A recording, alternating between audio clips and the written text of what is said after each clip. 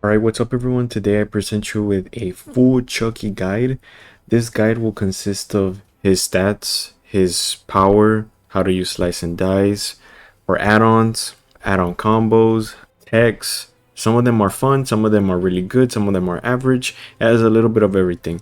Everything will be in full detail as much as I possibly can. Anyways, I think I just wanna get straight into it. Hope that at least somebody could learn something from me with this guide. Okay, let's start with the stats of Chucky. His stats are the fact that he is the shortest killer in the game and he is the very first killer to have a third-person point of view. Since he is so short and has a third-person point of view, he is 110. Not only is he 110 because of this, he's also 110 because of his power. His power is very strong, so it makes sense to like limit him in his M1ness, I guess you could say. Like I said, this is 5% less than the regular.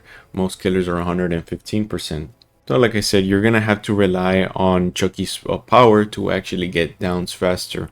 Kind of like Spirit and Huntress, how they have to use like Huntress has to use her hatchet and Spirit has to use her power in order to actually get downs a little more consistently, because being that 5% slower does affect you in a lot of tiles. When you first start into the match, your power will be on cooldown and you will have to wait the 18 seconds of cooldown. Once the power is up though, you will see hidey ho mode pop up at the bottom middle of the screen. And once it pops up and you click on it, it will give you the undetectable status, which basically means that the killer will lose the red stain that they have. They will lose their terror radius, and they will not be able to be seen by any survivor aura rating perks like Kindred, Alert, Fogwise, any of those kind of perks. Any perk that shows my aura or the killer's aura will not be shown to you while you are on your power, basically, because you have undetectable. Once you're in hidey ho mode, you have the undetectable, right? For the survivors, they will all begin to hear little fake footsteps around them.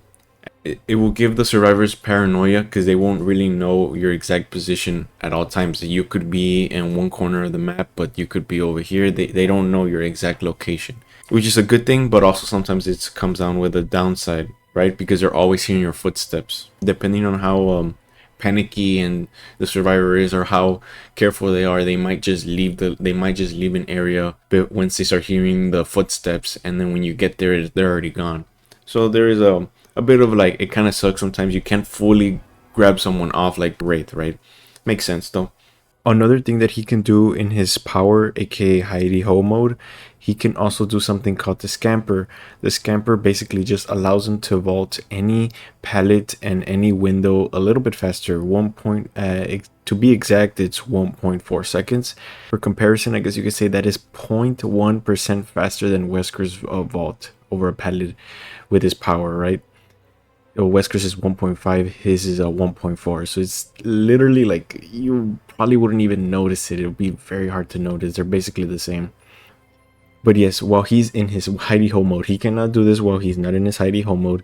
But in this mode, he can go over pallets very fast and he can vault pallets relatively fast. And just since we're already here, I might as well just say this right off the bat. There is a counter to him right now, and that's using any means necessary. That is a survivor perk that basically lets survivors pick up down pallets. That is a tech that our survivors are using, which basically when survivors do this animation of picking up the pallet, Chucky cannot scamper. He will be forced to break it. So just be on the lookout for that. Who knows if they're gonna remove that? That was around with Wesker, but who knows if they removed that from Wesker. So who knows if they're gonna remove that with Chucky as well. But most likely, who knows? But that is something still on the loose at the time of this guide being made. One thing to note though is the fact that while Chucky is in hidey ho mode, he has the undetectable, of course, right? However, you can still hear him. He still like sometimes giggles, chuckles, he makes noise while he's in the undetectable. So sometimes if the survivor has like top tier headphones, I'm just kidding, he could have like literally McDonald's ass headphones and probably still hear your giggle. And it kind of you could sometimes give away your position. It's a little bit like a spirit, but not as strong. But what I mean by spirit, case anybody who doesn't know, Spirit, when she uses her power, if you have headphones, you can exactly tell where Spirit is because of her facing. Like you will literally hear like the noise, like that. I don't know how to say it, but like vacuuming noise. You will hear it in your right ear or your left ear, depending on where she is, and wherever you hear it, that's exactly where she is. It's kind of like that, but not that strong. It's a little bit weaker, but it is something like that, and that is just something that I'd like to tell you, just so you know that, like, oh, like don't expect going into playing Chucky and expect that you're completely silent. Like, oh, only I can hear the giggles. No, they can hear the giggles too. Okay, so once you're in hidey ho mode and you have all of these status effects, now you're gonna see your M2, or if I'm not mistaken, on console, at least from what I used to play on controller, I think it's L2. Your special attack will be called Slice and Dice, and which is basically his special attack, right? His attack works similar to the pig's special attack, Ambush. Basically, the way that it works is that when the pig crouches, she has her special attack called Ambush, and she has to hold M2 100%, like all the way through 100%. If she doesn't do this, it will literally go back to zero and you will have to start over. This is exactly how Chucky's power works. You have to hold Slice and Dice all the way through 100%. If not, if you let go in at 90%, it will literally go back to zero and you will have to start over again. It's not like Billy's chainsaw that lets you feather.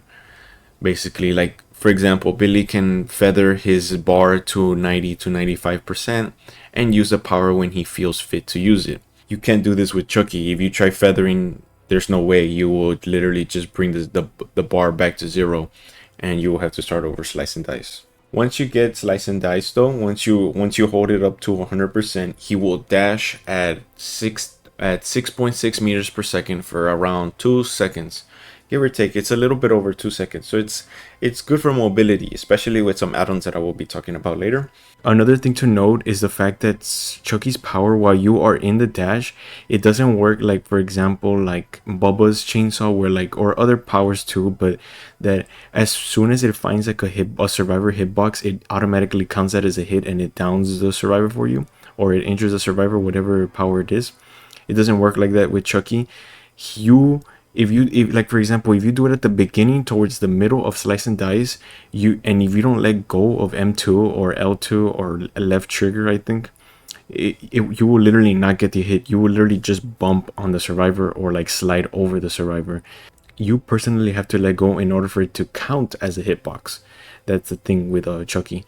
Don't expect to don't expect the fact that, like, just because your Chucky hitbox is already like basically touching the survivor, it's just going to connect for you.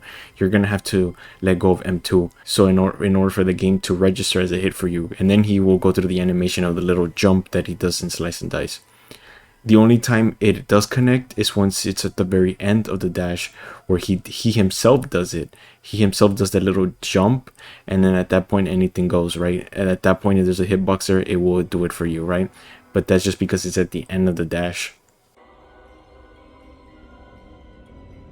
Alright, this is the section where I teach you how to use Slice and Dice as effectively as you possibly can. Really, Slice and Dice has no collision while you're doing the animation. It's only towards the end where it does seem to have like some kind of collision, but it makes sense because it's the end of the dash. But like, if you saw me right now, how I was doing it, there's literally no collision. Look at this. I'm not doing anything special. Like, don't think it's like Wesker or Blight that they have to do something like specific or very hard, or the timing. I'm literally just, I don't even have to look down or up, nothing. It's just, I could just look at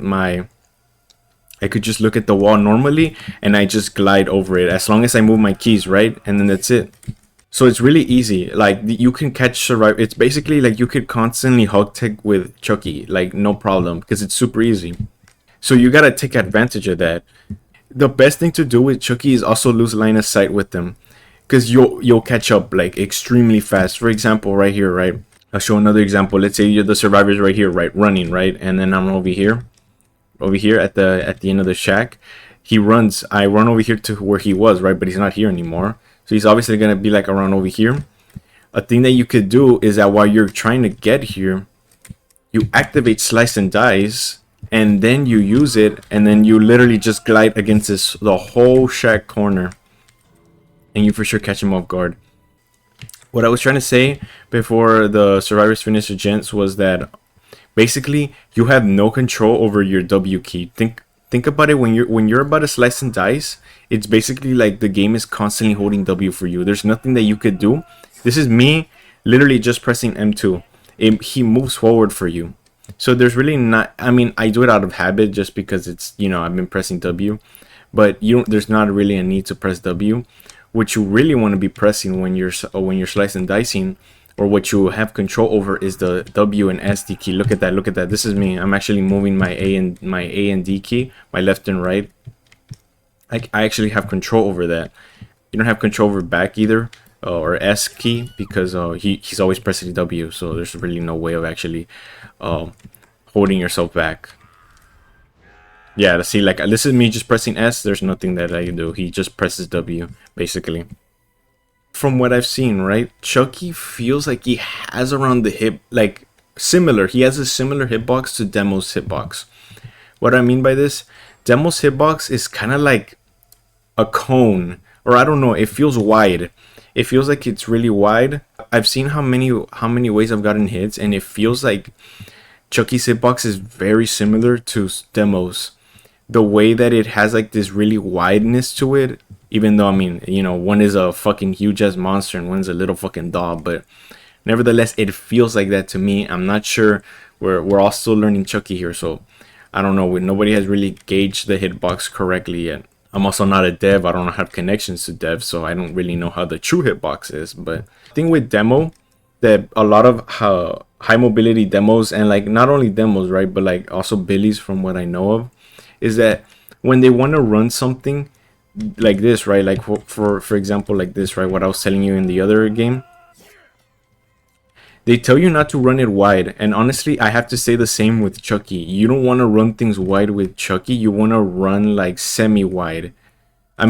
Sorry. Oh my god, my bad. You don't want to run things tight with Chucky unless you absolutely are confident that Survivor's not gonna do anything. You want to run like in between, like semi tight but semi wide. You also don't want to go like this, right? Like this. You also don't want to go like, oh, whoops. Okay, so basically, you don't want to run things like this, right? Like this. This is too wide. This is too wide, and I lost a little bit of distance trying to make it look that wide, and there's really no reason to be doing that. What you want to do is not run like this, right? You don't want it like this, but you also don't want like this. You want it like this, and the hitbox like in between both worlds, basically. And you should for sure be able to get the survivor much easier, because if they're like right here, you can just flick, because Chucky can flick, and you should just flick to this side. And if they're over here, it's easier for you to flick, right? Rather than being all the way over here, and then this is going to be way harder to flick. Okay, so that's one way how to loop Shack, right? I'm just telling you, like I said, with Shack, you want to probably use more, like I said, unless you're trying to be flashy with Chucky, right? The best thing to do in Shack is honestly just use Heidi Ho mode and try to scamper on the windows, honestly, or scamper the pallets if they drop them. That's honestly the best course of action. It's kind of like a lot of killers, right? Like with Demo, you zone out here. Or with Wesker, you zone out, you keep holding your power here until eventually you force them into a situation. It's the same thing with Chucky here. If you really want to win, if you really gotta get the down really fast, just scamper. So my internet decided to be shit, or at least I think it's my internet. It's either behaviors, dedicated servers being shit, or my internet being shit, one or the other. Who knows? But like I said, I was basically already done with the Shack conversation. But like how I said, the most efficient way is to just wait until you get to the actual Shack, and then you use Heidi Ho mode, and then you basically zone out the survivor like that. So yeah, we're already done with the Shack conversation. Let's go over with the TNLs. If there's even a TNL here, let me see. Okay, so we're at the TNL, right? So what you're gonna want to do with the TNL is that once you're at here, you're gonna obviously activate Heidi Ho mode. I don't want to activate it right now because it literally only lasts for like 2 seconds. But basically, it depends on the situation, right? It always depends on the situation. You just need to learn how to use slice and dice. But like by me telling you that you have no collision with this should basically make you like fearless in any like wall. Like basically, like you just hug all of this. But let's say for example, there's a survivor right here, right? This is a usual check spot, right? Sometimes there's not things blocking it. Occasionally, right? There's things that are not blocking it. However, let's say that they're right here, right? And they just saw you go right here, right? They just saw you go right here. Preferably, if you see that, it's better to activate hidey home mode here, so then they don't really know where you are. But you're gonna literally all you have to do is just not hug the wall, and then there you go. You're gonna catch them off guard easily. That's another thing I forgot to mention. When I was doing the shack conversation. But basically, you want to predict where the survivor is going to be, and that's where you want to place Chucky. A lot of Chuckies think that they could just like maybe like angle it like right here, that they could just put themselves like right here, and then they can flick their way here, like kind of like an Oni. But it's not. It doesn't really work like that because it's always constantly holding W for you. So it's not really the best thing to do. I mean, it's possible, but it's gonna be really hard. Like this, maybe. But you're just making it harder on yourself. There's no reason. If you just want to win the chase and be better, like be efficient with Chucky, there's really no need to be doing that. The best course of action is just to plant yourself where you think the survivor is going to be. If you really think, like for example, I think that the survivor, for example, if they're a good survivor, they're gonna be around here because this is a check spot. That's where you want to be as a good survivor. So I'm gonna be facing the wall like this, and I'm already ready. And look how much easier I could even potentially get, like catch them off guard if they decide to start running around right here. See how much you're way more prepared if you predict where you think the survivor is gonna be. Shack here, the T loop, it's basically more of a 50-50. I would recommend just using hidey home mode, but look, like I said, this is more of a 50-50 because you can't really see unless, yeah, no, you can't really see. It's a bit hard. You would probably want to use the fact that you have undetectable more than slice and dice, unless you're confident on whatever side the survivor's on.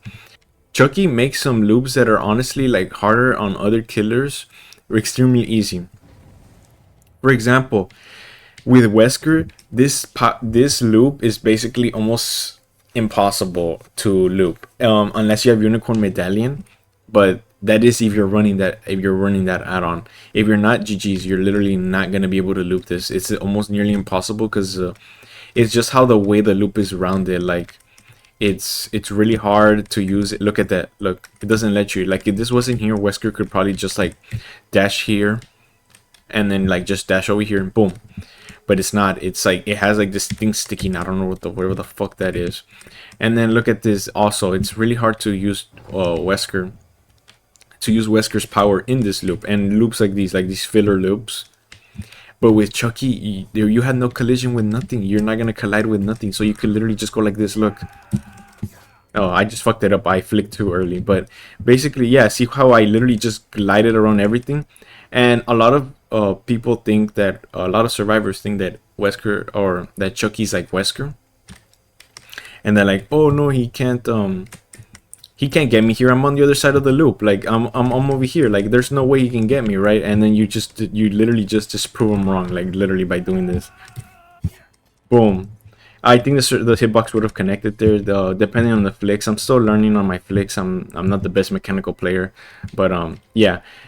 See how I literally just looped around that? Oh my god, these survivors. Oh, let's go. We got the loop that I wanted, so this is a good benefit. Never mind. Thank goodness the survivors hit the boss hit the gens. I can actually show this loop now. Basically, this loop with Wesker without Unicorn Medallion is extremely hard to loop with his power, right? You're gonna have to M1. Unless the survivor's a noob or the survivor played the loop wrong, you could probably get him. But with Chucky, it's honestly not even that hard. Obviously, the survivor shouldn't be looping this side unless they come from here. But not even if they come from here, they could probably just like they could take it. They're gonna obviously have to drop the pallet earlier, but nevertheless, it's still easy. They shouldn't. A good survivor will never loop this, right? Or at least try not to, unless you zone them into using it. But that's about it. They won't like actively choose that. They will obviously choose the long side. And this is where Chucky's really easy. Like, let's say I've seen it. I've literally gotten so many like downs and injures with this. Let's say they're right here, right? I'm gonna use my power right here, and I have it on, right? Either and if they respect, I mean, if they greed, I just go through it, and if they don't, I just scamper, and then I obviously chase them right here, and then I'll just do like this. Look. Okay, I fucked it up there, but basically, I'll show it again. I'll show it again. I put myself at the wrong position. It would have probably been better to put myself right here and then like glide like that. But basically, look, I put myself right here. Look how much I also flicked a bit too bad, right? I flicked too much. But basically, if you maybe because my DPI is a bit too high, but if you flick right, you could literally just be right here. Boom. But see how basically it turns this loop like almost into nothing. While with Wesker, depending on how much distance the survivor has, you would have to play regularly you would have to play as a regular M1 killer here. But look, once again, I'll show it again. Look, there you go. That's a bit better. And you chase them, and you for sure get them. Obviously, there's the fact that the survivor might juke you out of it, but that depends on how good the survivor is and how panicky the survivor is, right? Or not panicky, more like if they have balls of steel or not. They might actually just be able to. But even then, even if they do this, even if they manage to go here, they would be forced to drop the pellet either way. Essentially, making it where with Wesker, you would probably have to M1 most of the time. He makes a lot of loops that a lot of killers would have trouble looping in. Another thing with Chucky, there's so many things with slice and dice, it's kind of crazy. But basically, when you're in hidey home mode, you wanna have pallet control, right? If the survivor gives you pallet control, GG's, you should be able to win the loop unless he does something crazy on you. But let's say pallet control, right? Pellet control basically means that you have the pellet on your side, which means that you could either zone them out or basically force them into a position where they have to abandon the loop, potentially going to a worse loop like that one over there, potentially. Right? That one's bad, but there's sometimes a jungle gym can spawn there, right? Depending on the situation. But basically, once again, I've done it so many times here that once you activate hiding home mode, they don't know how to respond. They're like, oh shit, do I abandon the loop? Do I abandon? Like, depending, like they get scared, right? And then with Chucky, you can literally just do this. Look at that. Obviously, I'm letting go where I think the survivor is gonna be, but I obviously wouldn't let go here just for no reason, right? I would let go wherever I see the survivor. For example, if I see that they're like right here, then yeah, I would let go. But if I see that they're still running, like let's say they started preemptively running, then I would obviously hold it out longer like this. So look. Like this, right? I would hold it out a little bit longer and catch them off. That's the thing with Chucky. You want to have pellet control if you can, but even if you don't, it's not the end of the world if you don't. You could still juke it out. Just wait until the last second. Unless if you have good headphones, this is gonna be good for you. But the better the headphones, the better. But you should just wait until, oh my bad. You should wait until the last second that you're able to use slice and dice to get the survivor. That's gonna give them like ultimate like a panicky, because you're gonna have to wait the whole 16 seconds. Another thing that I forgot to mention here is that I don't know if this is meant to happen, but I guess you can consider this a tech. I'm not gonna consider it a tech since I was already talking about waiting until the very last second of using slice and dice. If you use slice and dice, like let's say at the 15-second mark, in the bar in the bottom left, it's already gonna say that you ran out, but it's not gonna cancel you out of a slice and dice. It's gonna let you finish it. However, if you cancel it, you will lose it. However, you might as well just commit to it. You basically get a slice and dice a little bit extra longer. I guess this is another thing that I'll just throw in here. Everything related with slice and dice that's not like tech related, I will put it here, I guess. I was thinking about doing like a whole little mini section for this, but nah, I think I'll just put anything slice and dice related in this section. Basically, another thing that you want to do, like I said, fun and boring, right? You don't want to, if you want to be efficient with Chucky, try not to use slice and dice in an open area. It's very easy for good survivors to juke you out of it, unless you're prepared for it, unless you think that survivor's a noob or like. But if the survivor is good, they motherfuckers start learning, dude. They're already starting to learn how to counter Chucky and everything.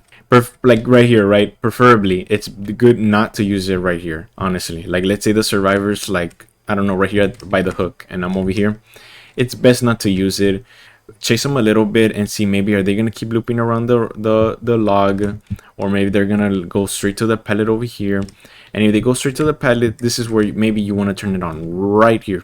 This is where you turn it on. Don't turn it on over here and then slice and dice. Like I said, if you want to be efficient, right? Like I said, you can still do it like that if you want to have fun, or like I said, but this is the efficient way of playing. All right, you do it at loops. You use slice and dice at loops, and you use hidey home mode at loops. This is once again another one that could be fun, but you could also play it really efficiently if you want to. Basically, the fun way would be try to like guess. You could like use the fact that you have third person to see where the survivor might be, and you could just be moving around it right here. And then eventually, depending on the situation, you could just boom like that. That'll be funny as fuck. But that's not efficient. That's not efficient. That's you honestly trying to go for funny hits or for good hits or like flashy hits, when you don't really have to do that. If you really want to, all you have to do is literally you're right here, right? They don't know where you're at. They might just abandon. You proc hidey home mode. You walk with hidey home mode. If they're still here, they're gonna probably pre-drop. Like I said, if your hidey home mode is active, respect everything, because you could just scamper. Like I said, respect everything. If you don't have hidey home mode, like for example right now, hidey home mode is in cooldown, right? Fuck it, don't respect. Just go ahead, fuck it. However, if you have hidey mode active, or if you have it ready for use, respect every single pallet if you want to be efficient, and you literally just scamper over it. I wish I had somebody here to actually help me. It would be so much easier. But basically, if like, so I could show like the down pallet. This is the crazy thing with Chucky, right? Like, it's the fact that he has such a strong chase power. Like I said, yeah, like that I already showed you right here, right? Like this is a really fun way. It's the fact that he has no collision that makes him really easy. Because imagine if Chucky didn't have collision. Basically, I wouldn't be able to start it right here, and then I would have to start it right here, and it would be really hard. But the fact that he has no collision makes it really easy to do basically anything. This is another thing too. I know I already went over it, but I'm gonna keep giving you guys examples. Anyways, I put bookmarks, so I'm gonna put chapters in YouTube. So if you find this really boring, or you're like, I already know this or anything, you could just skip it. But basically, for anyone who probably doesn't know Chucky or is just trying to learn Chucky, this would probably help them. But anyways, what you want to do, like I said, I already mentioned it, but basically, you want to predict where the survivor is going to be, so you can put yourself in a better position, right? For example, if you think that the survivor is honestly gonna go, like he's gonna abandon the loop, then don't try to fix Chucky around the loop right here. Like this would be like a way of fixing Chucky around the loop. You put yourself at an angle, and look how much easier. You don't have to flick. There's no need to flick with Chucky, honestly, unless the survivor catches you off guard. That's really the only time you want to flick with Chucky. But with most cases, you don't even have to flick. Like I said, I just put myself at an angle version like this, and it's so much easier. I don't even have to flick. However, if you think that the survivor is going to abandon the loop, then this is where you probably want to do it straight, and then they're probably going to be right here, or are they already going to be here on the loop, depending on the situation. Please don't leave, survivor. Please be stupid. Please be stupid. No. Fuck. There's another thing that I didn't mention, because I honestly don't think you should do it that much, but however, I have to show it to you in case you want to do it. But basically, when you're in slice and dice and you're in the dash, and if you're somewhere around like the middle of the animation towards the early of the animation, Chucky will if you go towards a down pallet or a window, he will automatically scamper it. However, the thing is that it's not like average scamper, where like if you scamper, like you have time to like move like this, right? Like, oh, okay, I can choose my location and everything. No, with this one, when you do it like this, look, he starts moving right away, and there's literally nothing you can do. He will literally just start moving. It's really hard to control, and it's really easy to counter. This is why I wouldn't recommend it. This is why I've said it multiple times that it's better to use your power here, and then zone him out right here. Zone him out. Because we're already here on the term of slice and dicing. I also want to show you something that I've learned a little bit. and that is to sometimes, if you think that the survivor is going to drop the pallet, this is obviously not going to guarantee a hit, but it higher your chances of a guaranteed hit. And then you go like this, right? You dash towards the pallet, and sometimes the best thing to do is to let go early of the M2, right? Let go, like, because you're gonna lunge forward when you let go of the M2, right? You're gonna lunge like this. Look, this is me letting go. Look, I didn't. I let go. I let go of everything. I let go of my setup, and he still moved a little bit. Sometimes that is better, because if you try to let go too late, or if you try to let go too late, you might not let go at all, at least for the pallet animation, right? Because you're gonna do it right here and you're gonna get stunned and you won't get the hit. I've seen it where if I let go early, sometimes it doesn't always work, but it's something that I would like to teach you. But if you let go early like this, there's a possibility that you might just get the hit. I wish I had somebody here to actually drop the pallet, but I don't. But basically, it would be much easier to let go than to think that you can make it and then let go like all the way over here, or think that you, or maybe thinking that you can inch a little closer. It's just better to let go early, because preferably the survivor at that position, seeing you dash, they will most likely drop the pallet. So the best thing to do is possibly just try to cheese your way into getting the hit by basically just like that, like the hitbox connects at the last possible second, kind of like that. Don't try to get greedy and like let go like right here, if that's even possible. Like try to let go a little bit early, like right here, let go of M2. Another thing that I forgot to mention, especially with killers like these, right? Killers that are like dash forward, you want to force them into like narrow places, narrow hallways, or narrow entrances, or natural and narrow anything, right? Because narrow anything means that basically a guaranteed hit, unless the survivor's like literally cracked out of your mind and you're garbage. I'm just kidding, but basically, yeah, like right here, right? Narrow right here, narrow. Basically, there's really no room for faking. There's no room for faking. There's no room for anything. Maybe over here, but even then, if you're like right here dashing, you could probably just see it right here. But if you're already here, well, then they have to commit to either go straight or go around. But why would you go around? Because I'll probably break the pallet. So yes, you want to force them into narrow, as narrow as possible, right? Like this is relatively narrow depending on the situation. The survivor probably basically, here's a guaranteed hit, basically, for the most part. If you don't really fuck it up that big time and the survivor's not like goated, cracked out of their mind, you should be able to get a hit there too. Okay, so now this is the section where I talk about actual game examples, so then people could get a better grasp of it. So if you see right here, the Nicholas is right there. I see him, I can see him over this loop, and I fake it a little bit. Oh, whoops, I guess I went a little bit too fast, but see how I fake it right here? He thinks that I'm gonna do it right there, so then he goes to the other side, and then I do it just fast enough where I can catch him off guard, and I do it exactly where he was, which is not the best thing to do. But when you can see over the loop, when you can see the survivor over the loop, it's better to just do it where you can see them. It's only when you can't see them, like in a high loop, where you want to predict. But here I could see him, so I did it. I put my body of Chucky like toward exactly where he was facing, and he did like move out of the way, right? You could see, but I was able to flick. That's another thing that you have to learn, and I will talk about it in the text section as well, and how to flick. It's not that hard though. It's not as hard as people think. It's not like an Oni flick or like a pyramid head flick. It's not that hard. Relatively easy.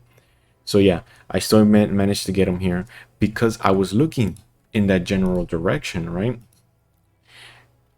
That's not one thing that I've seen a lot of Chuckies. Chuckies a lot. Well, they will start like right here, and then they think they can flick. This is what I was talking about in paint, right? Where they think they can flick their way across like this. Like they could do like a U-turn that easy, which is possible to do a 180 with Chucky, but it's very hard, and you don't get a lot of distance out of it. Very hard. So the safer thing to do is what I just did right there, which is just aim my body, aim my little Chucky towards him, and then then it's easier for me to actually land the shot, and I don't have to flick all that much. I will show it again right here again, just so.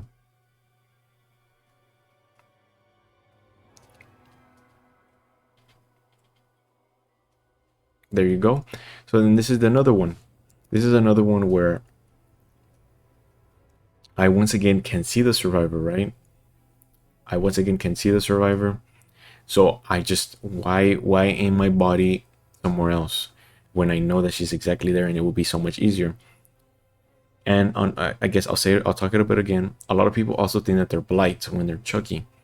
They think that they could just like go like this and then maybe make it around like that. With blight, you would do this, right? With blight, you would obviously either, if you're not in your lethal rush, you will obviously bump against this wall and then hit the survivor like that. Bump logic, right? Boom, boom, boom.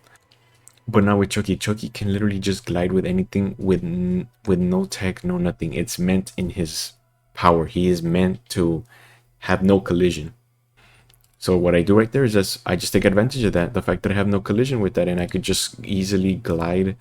I could just easily glide around that, no problem. Look at that, boom. Okay, so this is another one in Nostromo, and basically I see the Bill. He's in the other side of the wall, and boom, right here, I see him. And instead of me using my power right there, see how I positioned my camera where I know the Bill's gonna be most likely. He could have potentially outplayed me right there. I predicted because I didn't know where he was gonna go. He could have either gone through the window, which was right here, when you saw right now, or he could have gone straight, and I predicted right. Because had he just gone straight, I would have not made it. Maybe if I flicked just hard enough, there was a possibility I could have, but it would have been so much harder. But the fact that I predicted right rewarded me, right? But I tried myself to aim, like I said, like how I said in the paint, where I try to aim myself towards like the middle of both loops. So then if they go towards the window, I can get them, and if they go towards the right, I can potentially still get them a little bit easier.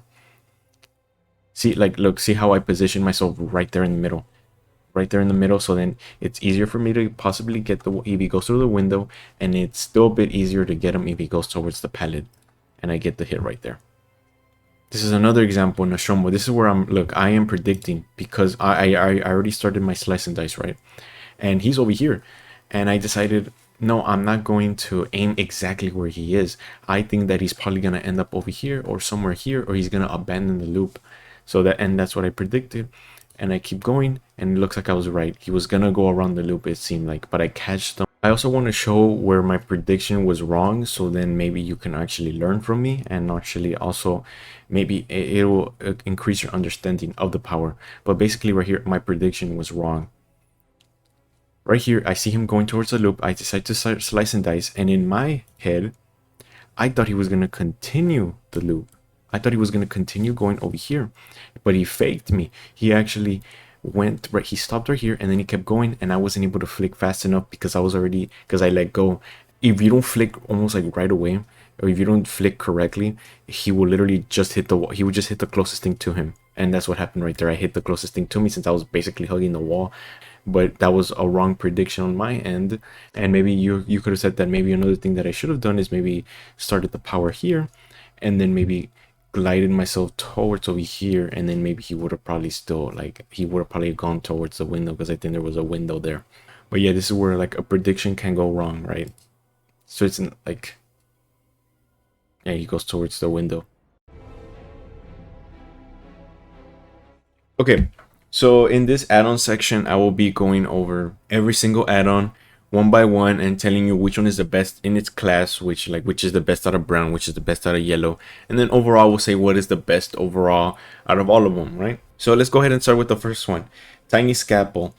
While in hidey hole mode, blood pools are more visible. This one, honestly, kind of garbage. It's not really needed. It's only used while you're in hidey hole mode, which it only has a duration of 16 seconds, so it's not very long that you get to see these pools of blood. And there's already a perk for that, but I wouldn't recommend running it. There's no point in running it. It's called Bloodhound. Do not run it. It sucks. I'm not even going to mention it because you should not be running that perk. It sucks. So once again, do not run Tiny Scalpel. It sucks. You don't need to see blood pools. They're visible enough in most tiles. Okay, the second one, Strobing Light. Strobing Light lowers your tear radius by 4 meters when your power is on cooldown. This is kind of situational. You could use it with another add-on, the green one called Silk Pillow, which also lowers down your tear radius. But it's very situational because it's only when your power is on cooldown, which your power is only on cooldown for 18 seconds, which means that it's gonna be, if you want to use it for a like a monitor and abuse build of lowering your tear radius, it's gonna be very situational because it's only while on cooldown. So once again, not the best brown perk. Sorry, not the best brown add-on. Number 3, the good guy box decreases slice and dice hit cooldown by 7%. I'm not even. I'll just literally just say it right now. This is the best brown. Just being able to decrease your cooldown from slice and dice by any percent helps. I mean, it's 7% and it's a brown, so it's honestly not bad of a brown, right? Like I said, this is the best one. The next one, Doll Eyes. While in power, you can see all the auras of windows and down pallets within 20 meters. Once again, this is very situational. You only have hidey ho mode for 16 seconds. It's not very good. If you really want to know where all the windows and pallets are, and this perk actually tells you where all the pallets are, not just down pallets, just run Zentai Tactics or something like that. It's an Oni perk. It's basically Windows of Opportunity, but for killer. This is not worth it running in an add-on. No way. Even then, I wouldn't recommend running that perk. But yeah, very situational, and it's only down pallets. Windows, I guess it makes sense, but not very good. So now we move on to the yellows. These are actually a little bit better. Okay, so Power Drill reduces his hidey ho mode cooldown by 15% after hitting a survivor with slice and dice. Basically, what this means, in case anybody doesn't know, is that when you hit somebody with slice and dice, a successful hit, your hidey ho mode will come back 15% faster. It's an alright perk. There's way better yellows in this, so it's alright, but it's still good. It's still good. And honestly, what I consider the best yellow out of all of them is Jump Rope. Increases the duration of slice and dice by 8%. In case anybody doesn't know Wesker, I feel like this Jump Rope right here is the equivalent of the brown add-on of Wesker, the Unicorn Medallion. In case anybody doesn't know what that add-on does, basically, it makes his first dash 20% longer, and it takes away the 20% from his second dash. So basically, it gives him like 2 average dashes, and that is really good. Like, using Unicorn Medallion is like the best for all loops. Like, if you want to be sweaty with Wesker, you have to use Unicorn Medallion because it basically makes you be able to play in almost all tiles, having that 20% in your first dash. This is kind of how it feels with Chucky. Having that 8% can sometimes be the difference between actually getting a hit and not getting a hit. I have seen it. It really is a really good jump rope. You're like, 8% is not that much, but believe me, it is. But that's what I consider the best yellow. Now let's move on to the other ones. Hairspray and Candle decreases the time that basic attacks remove from hidey ho mode by 20%. This is alright. It depends. It's very situational because it depends on the build that you're trying to run. Like, if you're running a Save the Best for Last build or a Blood Favor, you will need a add-on like this. It will help. Okay, so Electric Carving Knife decreases slice and dice miss cooldown by 5%. This one's not that bad, but honestly, the one that I'm going to mention, the last yellow one, is it's much better because this is only 5%. And maybe it depends on in what way you want to use it. If you want to use it more for like potentially catching the survivor off guard because your cooldown is faster. Because this cooldown is the one when Chucky misses, so he's gonna be able to M1 faster. Right, 5% faster. But yeah, honestly, it's not really worth it. Like, 5% is very minuscule. Like, it's like almost nothing. Like, you're probably gonna be able to count with your fingers like the amount of times that it probably would have helped you in chase. 5% is not a lot. Honestly, I think this one should be a little bit more, because 5% is just not enough, especially when it competes with the other add-ons. This one kind of like mediocre. Automatic Screwdriver. Missing a slice and dice reduces hidey ho mode cooldown by 10%. I honestly think this one is so much better because Chucky relies on his power alone. If he does not have his power, it's really hard. And imagine Huntress trying to get an M1. It's very hard because she is 5% slower. Same with Chucky. So honestly, this one is kind of used. Honestly, I just think that Automatic Screwdriver is just better because not only is it a higher percentage, it's 10%. But so your cooldown will be the same, right? It will be average of slice and dice, the cooldown of slice and dice, but you will recover your power faster of Heidi Ho mode, which means that you can use your power faster. That means that you can use slice and dice 10% faster with this add-on. And not only that, the only reason I think this one's slightly better than power drill is because you're not always gonna be hitting shots with a Chucky. And not only that, you can use it for mobility too. This one is better for mobility. You can't really use power drill for mobility because you have to land the hit. It's more situational. It's more like in chase kind of thing. But nevertheless, if you want mobility, which that's kind of what a Chucky sometimes lacks, this one is a great add-on for that. Okay, so now onto the greens. The first green that I have here is Portable TV. Portable TV increases slice and dice duration by 70% when the exit gates are powered. And you might think this is really overpowered, but it's not, because it's basically an add-on that you will not use for 90% of the whole game. It's kind of like you kind of have to use it with an end game build in order to truly use it at its full potential.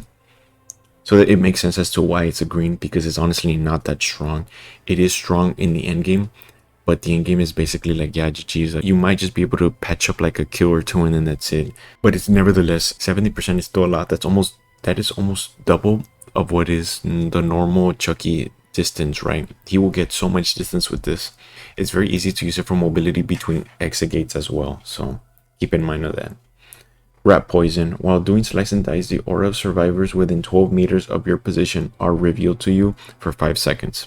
To be honest, I think this is the best green add-on in my opinion, because it kind of gives like a Compound 21 feel, but not being super overpowered like Compound 21. The way Compound 21 worked was that for every slam that you did, I think within 16 meters of that slam, the aura of any survivor would get shown for like 5 seconds.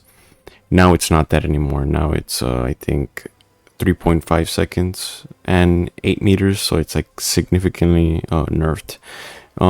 Still pretty strong, but you probably need to run Lethal Pursuer in order to get like more value out of it. This one is kind of fine because Chucky is really hard to, it's still really good, right? Because it still gives you a lot of intel, but it's like, it's very hard to actually use it because Blight had more control over his mobility. Well, Chucky doesn't. He keeps moving forward, and how Blight can actually control his mobility, like maybe stop right there, and then if he wants to stop and maybe go for the M1, he can. Chucky can't. It's still really good. Like, it's honestly, I still think it's the best one, to be honest. When you pair it up with Lethal Pursuer, it becomes really good. Like, you could basically see the survivor for a little bit longer, so you could actually see them going where they might go. You know, you might see where their pathing is going to lead them. Running Shoes gets a 2% speed after doing a scamper for 5 seconds. This one's not bad. You have to use it in a really specific build in order to actually get use out of it. Honestly, 2% is not much. It's okay. Not the best add-on, but it's alright. It's for 5 seconds. It's not bad. It's not bad. It's alright.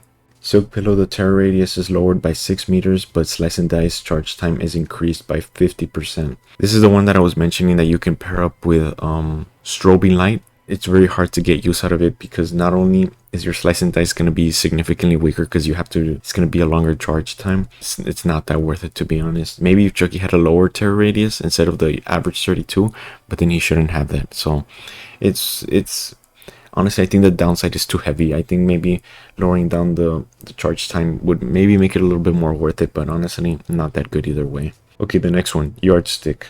After a scamper, any survivors within 12 meters of you will have their aura revealed for 5 seconds. This one has a little bit more control, but I guess you could say it has too much control because it's only tied to windows and down pallets that you can vault or scamper yourself. If you don't have Lethal Pursuer, this one will be a little bit harder to use because there's no grace period in this. So when you vault, it will already start, like the moment you vault, it would already start showing the aura. So you will lose like maybe like a second.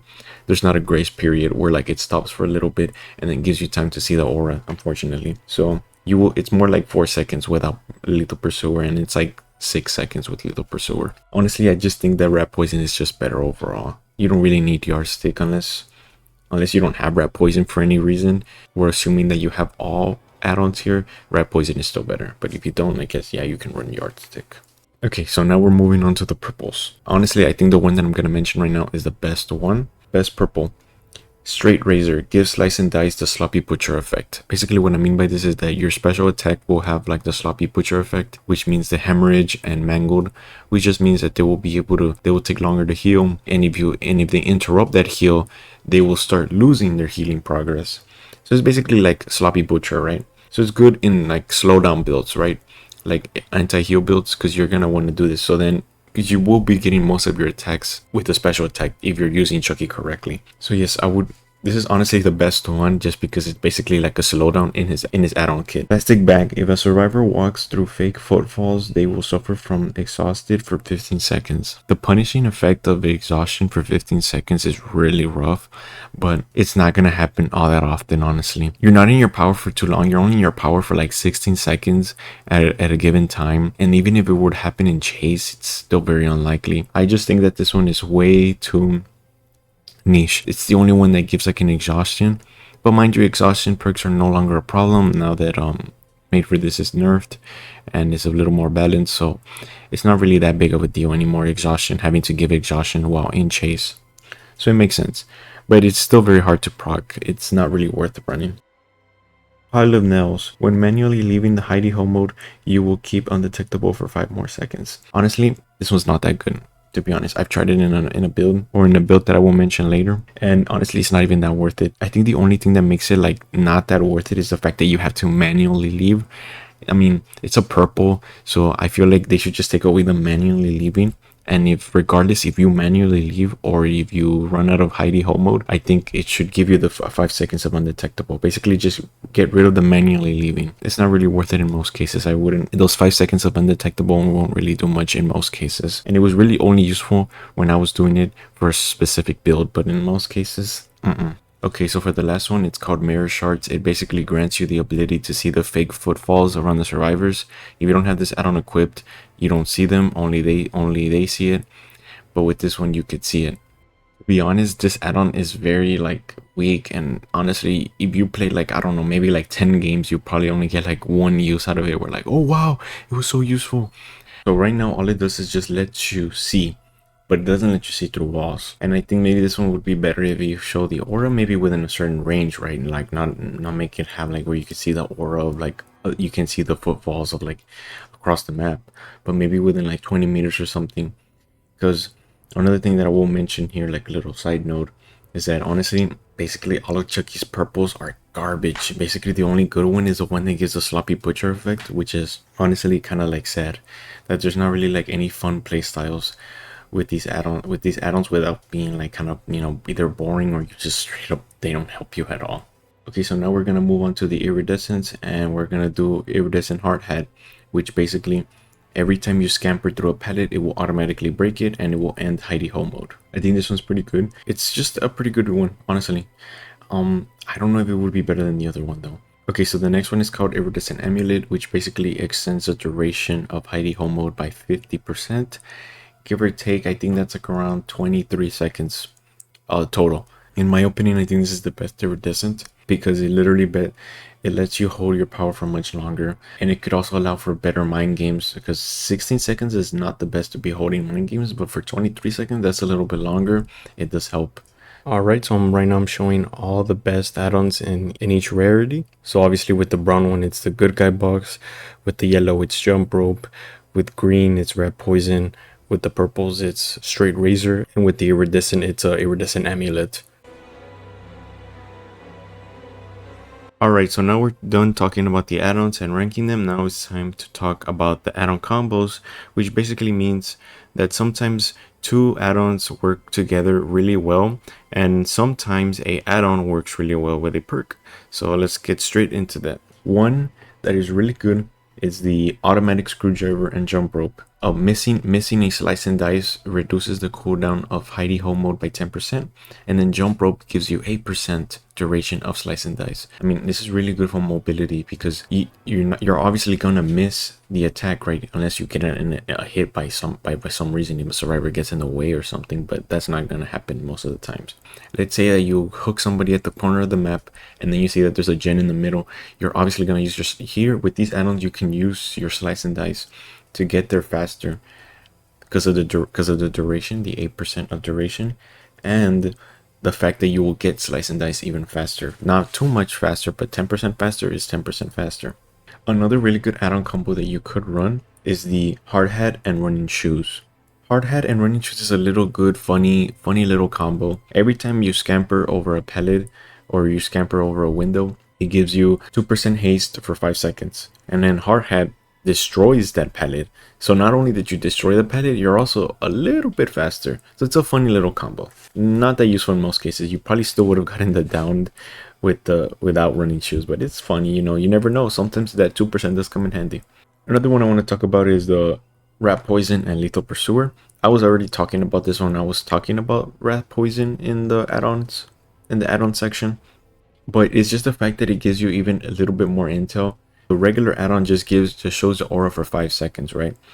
And Lethal Pursuer, what it does is that any add-on or perk that has a time limit, it increases it by 2 seconds. I'll say another example, but Barbecue shows the auras for 5 seconds. With Lethal Pursuer, it will show it for 7 seconds. The same goes with add-ons here. Here, Rat Poison only shows it for 5 seconds, but with Lethal Pursuer, it will show it for 7 seconds. So those 2 seconds really help sometimes because you can tell where the survivor is going to be headed. Like either they're going to go somewhere else or they're going to go towards a pallet or window. It tells you, it gives you extra intel, and it's really good. It's a really good add-on combo. Alright, the next combo is the hairspray and candle yellow add-on with Save the Best for Last. Honestly, I didn't really think this yellow add-on was all that good, but then I gave it a shot. Even alone is really good, but with Save the Best for Last, it's even better. But basically, when you enter Hidey Ho mode and you do a basic attack, it takes away like a big chunk of your power. Basically, this is done so then you can't double tap the survivor. Basically, that's what this yellow add-on does. It takes away, it makes that penalty from M1ing significantly less. And if you pair this up with Save the Best for Last, like it's like, well, then your cooldown will be faster. That means that you could technically slice and dice even faster. So this is like the if you're at 8 stacks of Save the Best for Last, that's like possibly the fastest you could double tap. I mean, with this add-on combo. Another add-on combo that you could do is Portable TV and Jump Rope. This is more for an end game build, of course, but because you can only use Portable TV in the end game when the exit gates are powered. But if you use these two, you get a 78 duration. Believe me, that is basically 80%. That is insane. You could basically, with those two add-ons combined, you can get across the map like really quickly, especially with smaller maps. Like for example, the game, honestly, I think with that one, with these two duration add-ons, I think you could basically get to one side of the exit gate like nothing. But once again, it's tied to only the end game. But you will still have the jump rope for all of the game, the 8%, which is still really good. But then you get that bonus, so it's really good. Another add-on combo that you can do is the Good Guy Box and the Power Drill. The Good Guy Box, what it does is that it reduces the cooldown duration of a successful slice and dice hit by 7%, right? So basically, if you get a good hit with slice and dice, you actually hit a survivor, it will take away 7% of its default duration. If you combine this with Power Drill, which when you get a successful hit, it reduces your Hidey Ho mode by 15%. Not only can you M1 faster by 7%, obviously, but you can also get your power back 15% faster. So this is kind of like the one where it rewards you for actually hitting your shit. Like I said, there's another one that I mentioned. Honestly, I wouldn't recommend running this one. It's, to be honest, I don't really like it all that much, but that's up to me. The one that I'm talking about is the strobing light and the silk pillow add-on combo. And especially if you combine this with monitor and abuse, basically I think it brings down your terror radius down to like 15 meters, like in a certain situation, right? Because your power has to be on cooldown. Your power has to be on cooldown to be able to have those 15 meters or 14 meters of a terror radius, which is still really strong. But I just don't like the fact that that the brown add-on restricts you while it's on cooldown. And then not only that, but Silk Pillow also, I think the downside is way too strong. The fact that it basically makes your slice and dice a little bit harder to use because it increases the charge time by 50%. I don't think that's that good. But you're gonna use this. You're gonna have to use this power more differently, and some people like using something differently. It changes things up. So you're gonna probably have to M1 a lot more, and you're gonna catch survivors off guard way more because your terror radius will literally be within like 14, 15 meters, around somewhere like that. I'm not very good at math, but somewhere around there. Alright, for the next add-on combo, it consists of Pile of Nails and Iridescent Amulet and Hex Face of Darkness. In case if anybody doesn't know what Face of Darkness does, basically what it does is that it's a hex. The first survivor that you injure by any means, so M2, M1 doesn't matter. Once you injure them, anybody who's outside of your terror radius for 25 seconds, they will scream while the survivor is injured. So if the survivor heals, it will go away. If you down the survivor, it will go away. So you can't really chase the survivor. You kind of have to let them go. Face of Darkness will turn off. So this is how you do it. If you calculate the math from Iridescent Amulet and Undetectable from Pile of Nails, it adds up to exactly 25 seconds. So basically, if you use it right, you could basically give yourself free intel at all given time. It's really nasty, actually. But the only downside is that you have to go through the whole duration of the Iridescent Amulet. Another thing that you're gonna have to be paying attention at the duration bar of hidey hole mode, because you have to manually leave. So you're gonna have to do it like at the very last second of hidey hole mode, so then you can get those 5 seconds. Because if you just let it go by itself, you won't get those 5 seconds, and then somebody will still scream, but not everybody, because at this point you basically don't have a terror radius, so everybody will scream. Doesn't matter if they're close to you, it doesn't matter if they're across the map, they will scream.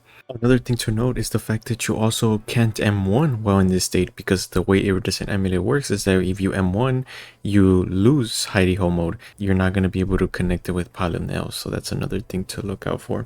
It's still relatively funny build. It basically gives you like constant intel. I just found I found it really hard to use it. I like to use my slice and dice, so it's like very hard. You would have to change your playstyle to more M1 ish. All right, those are all the add-on combos that I could find at the moment. Chucky is a very new killer still, so there's plenty of stuff that could still synergize in the future because new perks are going to be introduced and everything. So, but that is at the moment what I found. Okay, so one thing I would like to talk about before we get into the tech section is the fact that while I was working in this video, Chucky was still able to 180 and be able to chug hug. Now he can't. They unfortunately removed his ability to 180 flicks. He cannot flick anything more than 90 degrees. So yeah, it sucks. But anyways, he can't do it anymore. So there's like really no point in me showing you this tech. However, if they somehow in the future decide to revert it, I will obviously make another video on how to do that. But yeah, at this point, there's really no point in me showing you something that you can't even do anymore. And it's kind of sad because there's really only like 2 more tech. I had like 4 techs for you. It was the Chug Hug, the 180, Moon Rushing, and Scandal. So there's really nothing like that. I'm only going to be showing the Scandal and the Moon Rush. That's it. Those are the only ones that are that at the moment that we are aware of, that like the Chucky mains, or people who are maining Chucky are aware of at the moment. That's the only ones that you're able to do. But if there are more, I will make a separate video and I will continue, because I mean, obviously I love text because it increases the skill expression of the killer. So I'm up for text. So now we're on the tech called the Scamper Cancel, which it does exactly what it says, or what it says in the name, which is basically we're gonna cancel the scamper, but we're still gonna get like the animation. It's kind of like another way of 180, kind of. It basically lets you move into another direction, and possibly like it could be like a flasher way of tricking the survivor, because they think, oh, he's gonna scamper, and then you all of a sudden you move right here and then you catch them off guard, like right here at the pallet or wherever they're at. It's another way of catching them off guard. But basically what you're gonna want to do is that you're obviously gonna want to slice and dice towards the window, right? But however, when you get very close to it, like I haven't gauged the distance, but it's before you do the animation, before he does it. If you do it too late, if you press the button too late, or if you press the keys that I will tell you right now too late, he would just go through the animation, and that means that you did it too late. If you do it too early, he will literally just move like this, and then you will literally just miss the vault. So what you want to do is that you want to, for the keyboard, right, you're gonna want to press the key of the opposite direction where you want to go. For example, let's say I want to be over here, right, or I want to go in this direction. I'm gonna press the A key. But however, my mouse is the one that's going to move at this direction.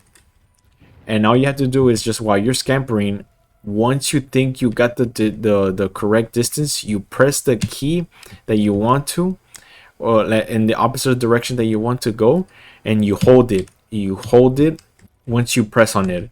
Do not just press on it, hold on it, and then you flick to the right, and it should like let you. Oh my god, no, please, no! Why the survivors leaving so early? No! Oh my god, the survivors, damn man, they be leaving way too early. Sometimes there's like a bot that stays behind for like no reason, but this time I guess not. All right, so the survivors sadly finished the gens like literally in literally 1 millisecond. But anyways, same situation. Oh, same window right here that I mentioned.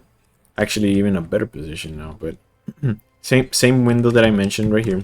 All right, I don't know why this is taking so long to actually hit. I literally hit it like a couple seconds ago, or I mean a couple minutes ago.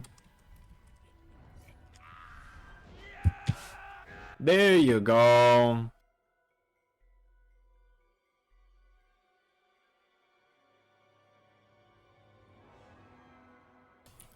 I hit it. See, I'm still learning this. It's a bit tricky at times. It practice obviously. It's happening. I'm not sure though. There you go. Like I said, you want to make sure you hold A, or oh, I guess I could try the other direction, yeah, too. Right? It's the same thing though. Just like I said, I want to move this way. Now I press the D key, and now I move my mouse to the left. This is gonna be a bit harder since I have less mouse space in the left side of my mouse pad. Nope, I still hit it. I still hit it. Look. Oh wow, that's really cool. Even though I don't know what the fuck I did right there, looking at my fucking Chucky's ass or something. What the fuck? The Moonrush was the Moonrush is something closer to the Moonrush was something that was found with Blight and Wesker, and basically those killers have a collision with almost anything, right? That's what they're meant to. But with the techs, you kind of in some certain situations you can get rid of that collision, aka with the hug tech. The hug tech basically with Wesker and Blight, it basically gets rid of collision, and you're able to slide with all of this. That's the hug tech for both of them. However, the Moonrush is a more sophisticated hug tech, because you still have to do your hug tech right with Wesker or with Blight. But if you angle yourself at a, I guess what is it, like a 180 or like an obtuse angle, like right here, for at least in this example, right, like an obtuse. Instead of you sliding like this, right, and then at this angle, right, you're not gonna do that. You're gonna instead, like, it's gonna put you back a little bit, and then you're gonna launch forward at the direction that you were facing. That's the Moonrush right there. Essentially with Chucky, that's kind of the thing that you want to do. Is basically just faking. You're gonna want to fake going this way, but then in reality you're going the other way. That's kind of what you want to do with Chucky with Moonrushing. So it's kind of like that. See, that's kind of the Moonrushing right there. If the survivor is able to see me through third person, which they might be able to see me here, they think that I'm gonna rush right here, and then boom. Or if they say that they're at the pallet, right, so they'll be able to see that I'm over here, and then all of a sudden I would just come over here and catch them off guard. So they might have already dropped the pallet thinking that I would be over here, but in reality I'm gonna be over here, and then I'm just gonna get the hit and boom. So that's kind of what you want to do with moon rushing. It's a way of mind gaming, so to speak. Once again, like I said, the longer the tile, the harder it is going to be. I think this is basically borderline impossible, at least this way. Because how are you going to fake it the other way? But yeah, see, that's one way of moon rushing right there. It's just like this. It's just like that. It's not that hard. It's more camera manipulation, but it's also using your keys correctly. Basically, what I do is just that I press the key where I want to go, where I don't want to go first, like the A key, for example, right here. And then after a while, I press the D key, like this. And then, yeah, see, it's a bit tricky at times because it's a bit irresponsive at times, but it just gets the job done. But yes, like right here, I slice and dice, and while I'm slicing and dicing, I press a little bit of the direction I don't want to go, because obviously that's the point of the fake, right? And then I go towards the right, or for in this case, that's where I want to go. So yeah, see, I just fucked up my flicks, but that would have, depending on the situation too, maybe it would have auto aimed to the survivor here, but we don't want to rely on auto aim because most of the time it's dog shit. Yeah, see, there you go. That's a better, more efficient way. So, I mean, you could basically do. I would prefer it on shorter loops. It's better to do it on shorter loops, like right here. Do not do it at really long loops. For example, I think I could show one here in the map. It's the basically the this one's basically a god loop, but not for Chucky. This one you don't want to moon rush. If you try moon rushing, you probably won't even get enough distance. Yeah, see, there's not there's no point in doing this in with Chucky. You're better honestly off just, I guess you could say, quote unquote hug teching this with Chucky than actually doing a moon rush like this. See, you're better off just doing that instead. Just committing, and if they don't think you could do that, well then you get the free hit. If they do, well then you get pallet stunned, or you don't, or you respect it and you scamper. Many things, right? You could do a lot of things with Chucky, but not in long loops. I wouldn't recommend doing it in long loops. It's very tricky to get it, and the survivor has to be like literally like IQ of -1 in order to probably get caught by it. All right, we're basically here at the end already. I already talked about all the add-on combos and add-ons and how you slice and dice and his power and everything. So basically, if you somehow got here to the very end, you're an OG for that. And I mean, yeah, we're basically at the end right here. Hopefully, this helps somebody that it just maybe is learning Chucky, and hopefully they become a better Chucky because of this. I guess one thing that I'll leave you off with is hopefully that they don't nerf Chucky too much, because seems like a lot of people are starting to not like Chucky. So who knows? Hopefully they don't nerf him to the ground, because I kind of do want to main him, honestly. He does seem pretty fun even though he's 110. So which I don't like 110s all that much, because you know, just being that extra slowness it really hurts me. So, but anyways, I think I still find him really fun. Hope this helps somebody somewhere out there, and goodbye.